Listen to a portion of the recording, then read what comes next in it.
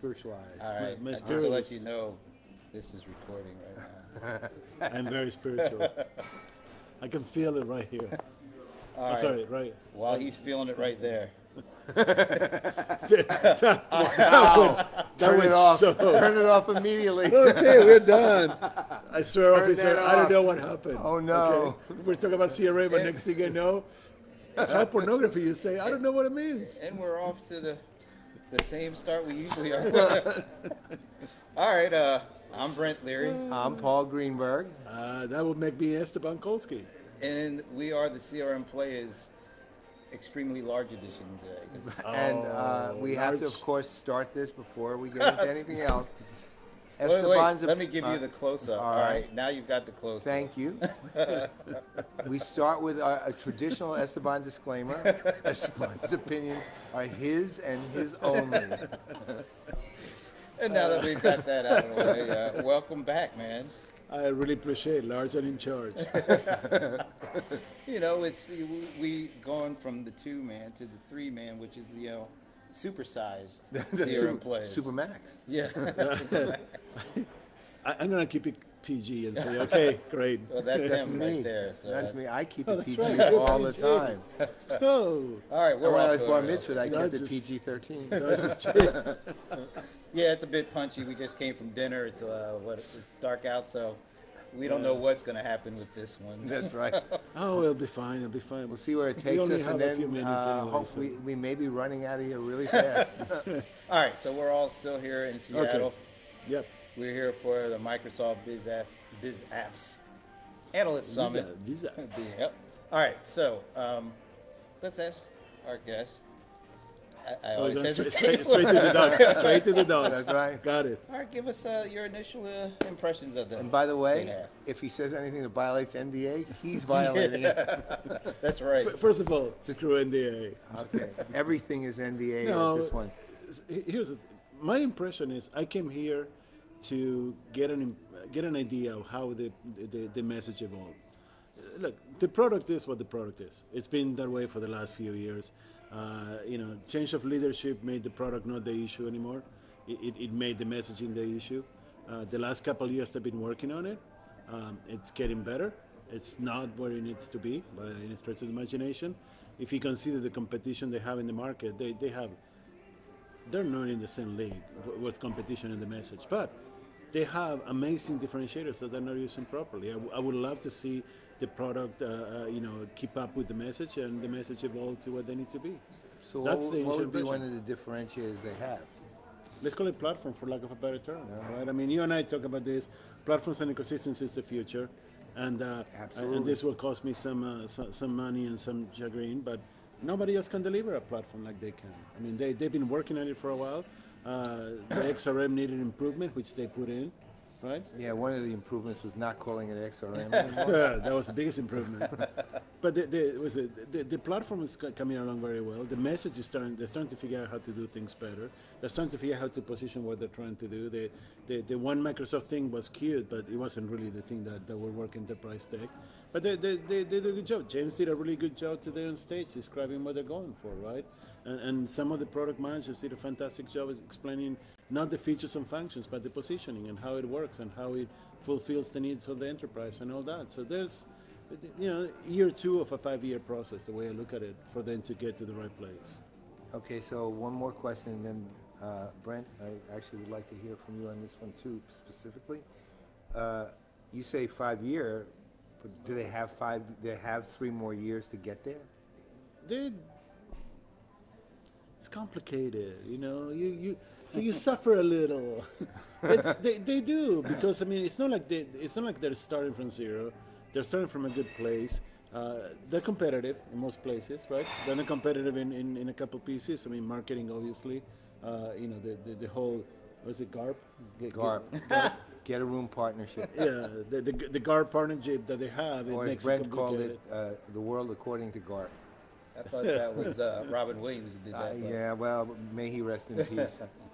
But the GARP partnership complicates things for marketing. I mean, they have good customer service products, but they never were the star of the product. Sales, you guys seen the sales. It continues to evolve. It's very competitive. It's probably leading in some areas.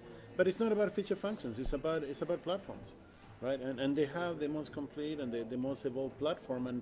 And now that they went to the Power Platform, Power BI, Power Apps flow, that's a huge differentiator for them because they got it done different than anybody else, right?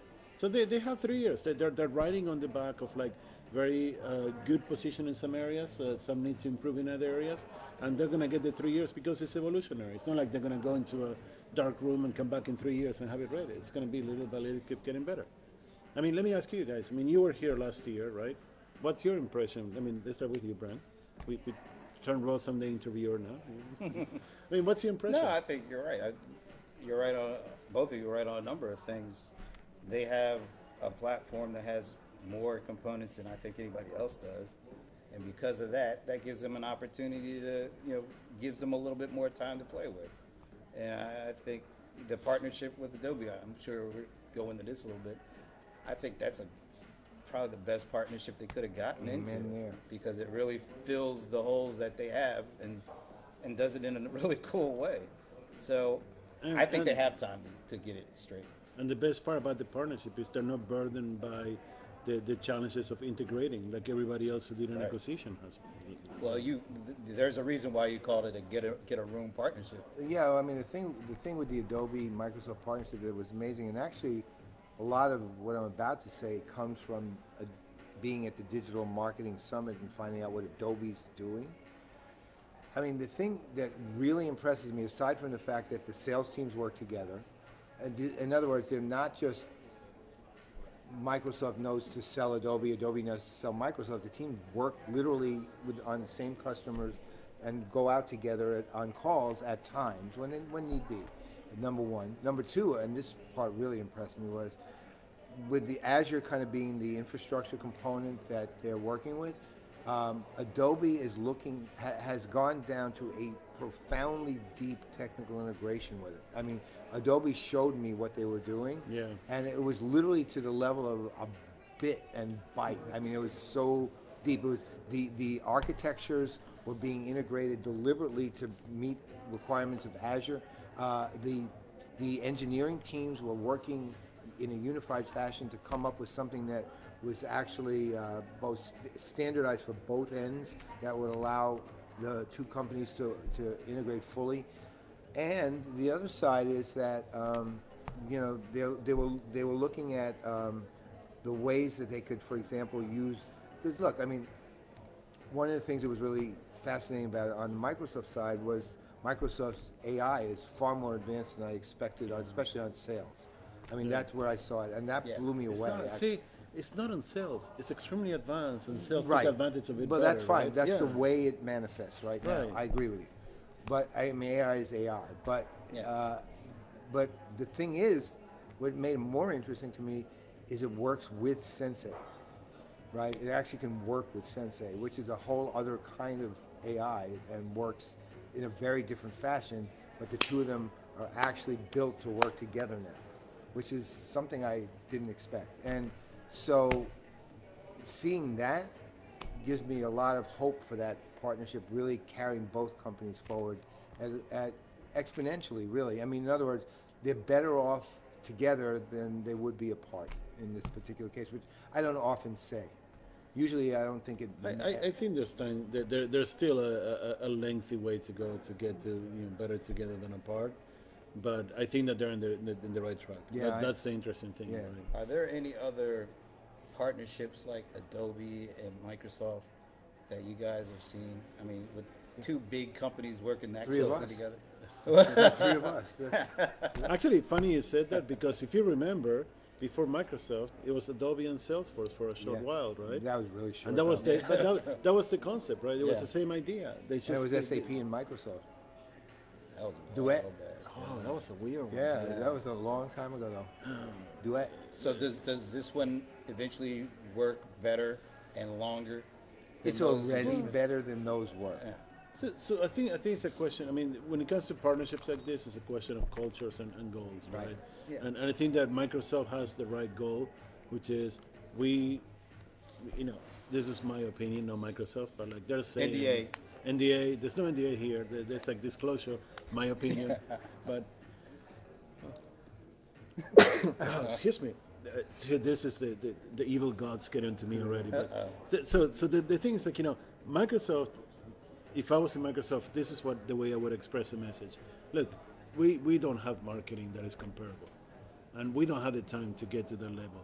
Let's go. We have two options. We go buy somebody and then spend 3 years trying to integrate it, or we go find a good partner that Well, will they actually tried work that with us. Marketing Pilot, if you No, remember. that did not work. that- Bought those that guys. didn't work. That was not an acquisition. Yeah. That was a press release. That was a waste of money is That what was- that was. it wasn't And that they much. doesn't matter. You know what? If I had bought Marketing Pilot for $5, it was a waste of $5. It was, but that was a press release to pretend they were in the game. But that's what actually led them to believe that like they didn't have and they were not going to have it, and they didn't want to spend 3 to 5 years integrating when they can go out and start selling. And like they were behind the market. I mean, they were. Look at Salesforce. Salesforce was behind the market. They made a couple acquisitions. They caught up quickly, right? Look, They got back in the. So now Microsoft needs to catch up, and the best way to do it is with something that is just ready to go. And I'll tell you, one other thing on the partnership I would not underestimate is there's a genuine kinship between Shantanu and Satya. It's a real deal. I mean, those two really, really are close friends. And that matters here, right? I mean, it's, you don't like your partner, man. Personally, you're not going to stick with them.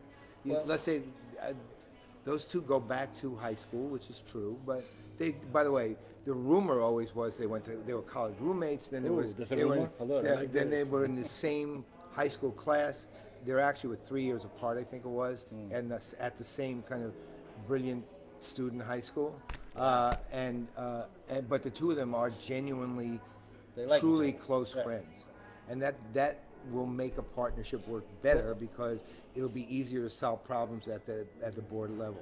Well, it feels like that is the case because when you walk around here and you have some of the Adobe folks here, they seem right at home and very connected with. And they're all talking about all the and look. So one example, when I was talking with Microsoft earlier on, or a little earlier this year, I mean not too much, a few weeks ago, they were basically saying they were going to set me up with some Microsoft people at the Adobe Summit.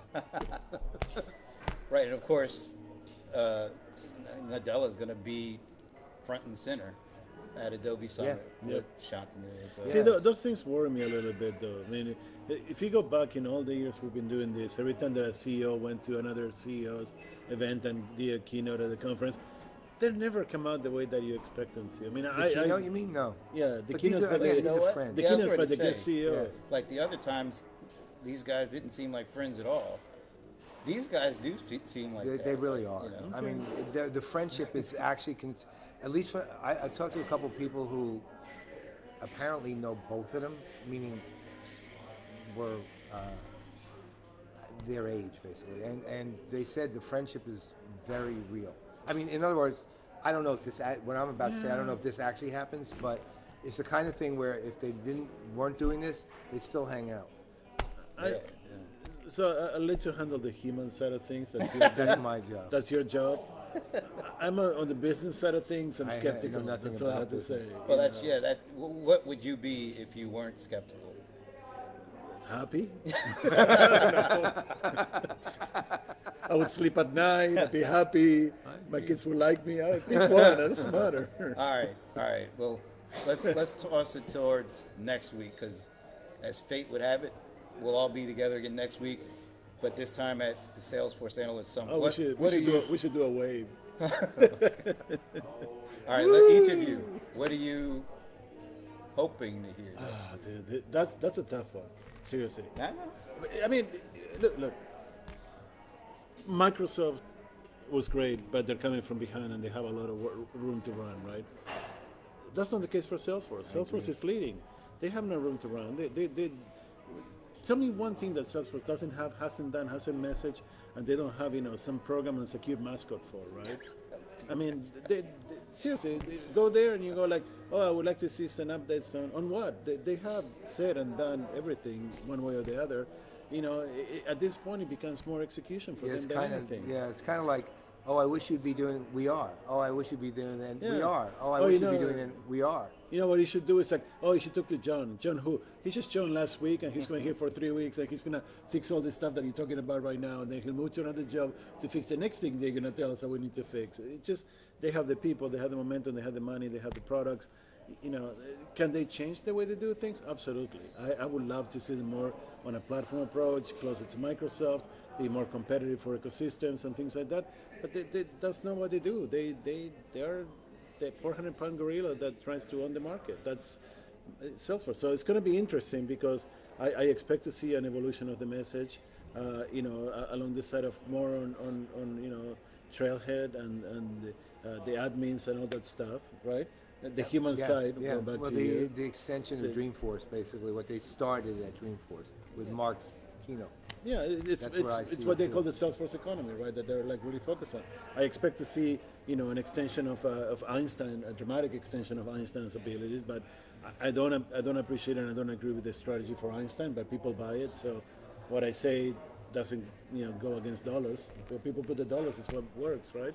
So I would like to see Einstein work in a different way, but that's me, and I'll expect to see many more promises made by Einstein and hopefully kept by Salesforce. And you know, Wait, didn't Einstein die years ago? no, dude, he's made of plastic. He's about 8 foot tall, straight up hair. You see it with the he logo. waves in the wind. He's always like this. He waves in the wind. He's always like this. He doesn't speak anymore, which makes it really hard to prove the His hair theories. is but still really nice. the hair is beautiful. No, but I expect to see, like, you know, a continuation. But like, do you expect to see anything that would make you say, "Wow, this is"? I mean, you've written a couple posts on Microsoft, you know, on Salesforce. Yeah. What, you know, you've written about it. You've been working with them. What's left to say about it? I want to see if there's any more to what they're doing with Apple. That's good. And they had announced it, and then they had a recent announcement about a new SDK. Apple and Salesforce, I think that could be a pretty interesting. I don't think it'll be as close to what, you know, these guys are doing with Adobe, but that could be a really interesting partnership. But you know, the funny, interesting, poignant, whatever you want to call it, thing about Salesforce is like how Microsoft aligned with Adobe, Salesforce aligned with Google, and they're investing a lot of money, they're putting a lot of time. They're really going, I mean, if you go back 3 years when they didn't even know what MarTech was and they didn't know what the B2C market was, to where they are today, where they have all the pieces and components. Marketing Cloud really evolved, and it's done There's the tremendously area. well. Actually, that's where they need. That's what they need to take further. You guys are nailing it, which is B2C. Right. So here's the thing. If you remember last year, we all were sort of, when we last did this, actually, we were all at Connect in Chicago, and when honestly, other than the fact Analyst Relations was wonderful, it was a terrible conference.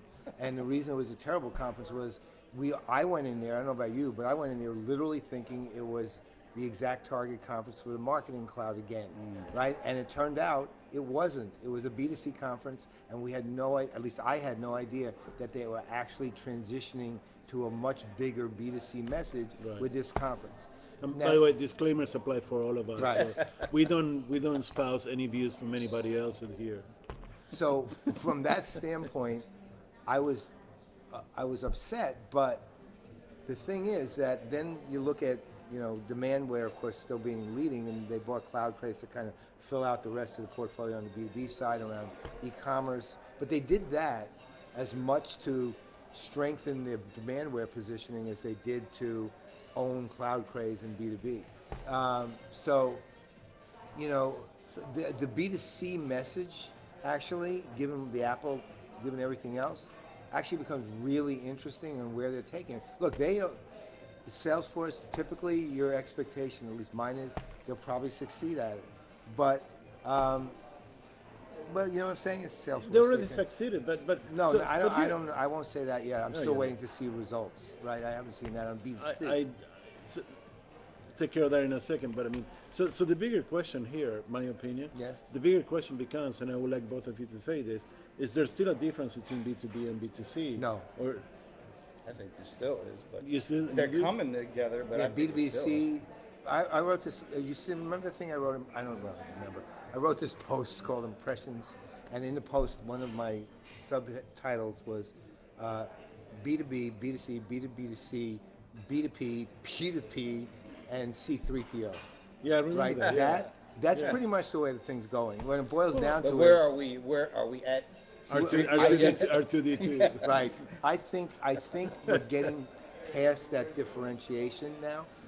I mean, you can play with it all you want, but ultimately, if you want to call it B2B to C, which a lot of people are, all it really means is ultimately you're dealing with individuals who are in a cycle of some kind that you're attempting to influence in some way. And that's, to me, what the way the world is. What do you say, Mr. Leary? I think we're on that path, but I don't think we're there yet. What's the catalyst? What's going to make us get there? I don't know. I mean, you always talk about how things start on the consumer side, and then they transfer over to the enterprise side. And it seems to be, that transfer seems to be happening quicker. So I do get it. But I don't think we're there yet. And part of the reason I think things that are still on the consumer side that haven't made it over to the enterprise side, privacy, data security, there's, personally, yeah, everybody says we don't want to do anything unless it's safe, but they still do it. The enterprise, they don't do anything unless it's completely or mostly safe. And that's why I still think there's still a way to go for that. But so I'm gonna give a shout out to my Latin papi Jesus, right? He's been saying this for like as long as I remember. That's true. There's no B2B, there's no B2C. They're simple and complex, right? It's a business is a business, performs the functions that it does. The complexity is what determines how far you go into it. And in B2B world, there are more complex functions. You don't sell a Boeing 737 the same way that you sell a cell phone. Although some cell phones are probably as close as it gets, but it's just a complexity. And in that sense, I don't care if it's like 3 CPO or almost there in security, whatever. The question is like, there are complex consumer focused things that are not being addressed. You have to buy complex things on the consumer that are not being addressed. Right. Well, there are things like we're wearing these Apple Watch things. Not all of us. Well, yeah, not everyone.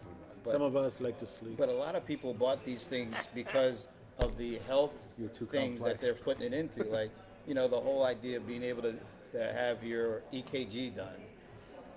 But that's still not completely secure, safe, truthful, accurate. Well, accurate. And it will never get into the B2B world if it's in the same place it is right now. Oh, look. Ultimately, though, look. A lot of this is really framework you operate from, what it boils down to individually, and that's kind of goes to the point, which is, I know from my standpoint, I operate from the standpoint of the actual human beings involved one way or the other, and ultimately you're influencing someone's decision on something. Whatever the sales cycle might be, whatever the object is you're trying to sell them, or whatever the thing is you're trying to do, you're influencing an individual to make a decision of some kind. And if you succeed at it, and that's, by the way, any institution of any kind in the entire world. That's true. Right? And any individual conversing with any other individual. So, but then here comes the complexity, right? I mean, right. The complexity of that influence is what you actually are more focused on. In some cases, somebody's saying, let's call them Kim Kardashian, saying, I like this cardigan. Well, that's about as simple as it gets. Right. Yeah. Very simple. Simple-minded. Dude, some of these people go there and say, like, I like this blouse, and it sells out in 30 seconds, right? That's a level of influence that, like, right. you can call it B2C, but it doesn't matter what it is because it's a very simple I agree solution. With you. So it goes back to the complexity of like, how do you provide for that, for that influence with a very complex multivariable Look, set? ultimately, the only way that people ever, if you actually think about it, and you look at B2B and B2C, the only way people used to ever distinguish it was the buying cycle. That was it, right? I mean, the only distinction was that. Ultimately, you still was selling to people, right? And so, but the buying cycle was always more complex, took longer, right? And people accordingly worked. I remember SAP at one point when they were selling to the public sector, understood these large deals took a while and they were super complex, and they literally had a compensation plan for their kind of bigger government deals, 7 years. It was a 7-year cycle for them back in the day. They don't do that anymore, but they did that, this 15, 20 years ago. I don't even know what you're talking about. That's I haven't done anything for 7 years. I have my kids, that's it, but Well, see, that's very simple. All right, let's put a cap on this because we could actually be here, and I got an Uber to catch or something coming up. So All right. You want to do a Playaz episode with the Uber driver? No, On the way to the airport. I want to ask him an important question. Oh wow. Do you think the Tinder or Bumble? Tinder all the way. Do you think that the Dubs are going to repeat this year? I mean, No, you know why? why? Because my boys, the Kings, they give them battle. Wow. Dropping the mic right there. Yeah, please drop it. Drop it into that toilet bowl over there. See, here's the thing that you should be more impressed about. I know who you're talking about. well, that's because you're kind of in that.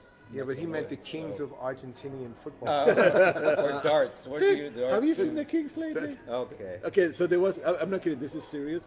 There was like, front page news, the Kings were number 8 in the West. They This were is actually front in the page news. playoffs. Yeah, they're in a playoff spot right now. Yeah, That's They big could, they could actually make the playoff. You know the last time they had a playoff? They don't know when the last time they had a playoff. Well, I'm a Knicks fan, so I do know that. Because the Knicks haven't made it before Since the Nixon that. administration. Right. Okay, That's right. okay. It's really time to end this right now. All right, so we'll all get together next week. And We're gonna do this again with yes, him. one more time. Let's do it, man. Let's We'll do take it. it on. And is Jesus gonna be there next week? Not sure. I don't think so. That would be like But that would be awesome. that'd be like a Yeah. supersize. We can do it in 2 languages. Supermax. And everything. Yeah, Supermax.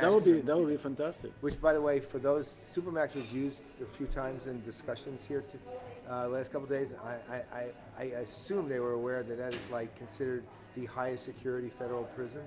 I don't think they knew that. They may not have. I would by the way hope. they were using Yeah, it. I don't know why they would know that. I'm wondering why you would know that. I know. actually.